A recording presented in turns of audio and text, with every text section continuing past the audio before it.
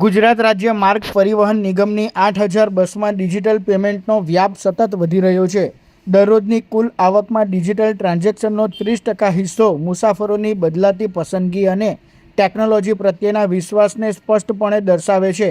પહેલાં બહુ બધું આધાર કાર્ડ લાવો ને આ તે બધી પ્રોસેસ કરવી પડતી, પણ આમાં કશું જ નથી। ઓનલાઈન ઇઝી 10 મિનિટમાં તમારી ટિકિટ થઈ જાય બુક। મેં અત્યારે ટિકિટ જે છે એ યુપીઆઈ મારફત કરાવી હતી, તો આપણે જે બસ કંડક્ટર હતા એમણે QR કોડ જનરેટ કર્યો ને વિધિન મેટર ઓફ 5-10 સેકન્ડ્સમાં ટિકિટ બહાર આવી ગઈ।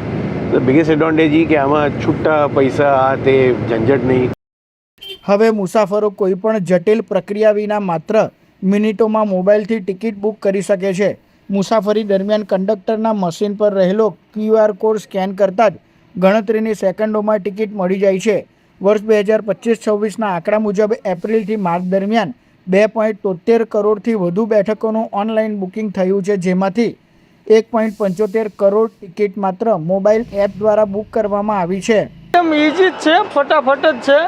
કંડક્ટર માસ્ટરે મને QR કોડ બતાવ્યો ને સીધું મેં સ્કેન કર્યું ને તરત ટિકિટ મળી ગઈ। આ સમય માટે એમ લાગે છે કે આ જે ફાસ્ટ જે યુગ જઈ રહ્યો છે એને માટે એમ લાગે છે કે જે ઓનલાઈન કર્યું છે એ બહુ સરસ કર્યું છે।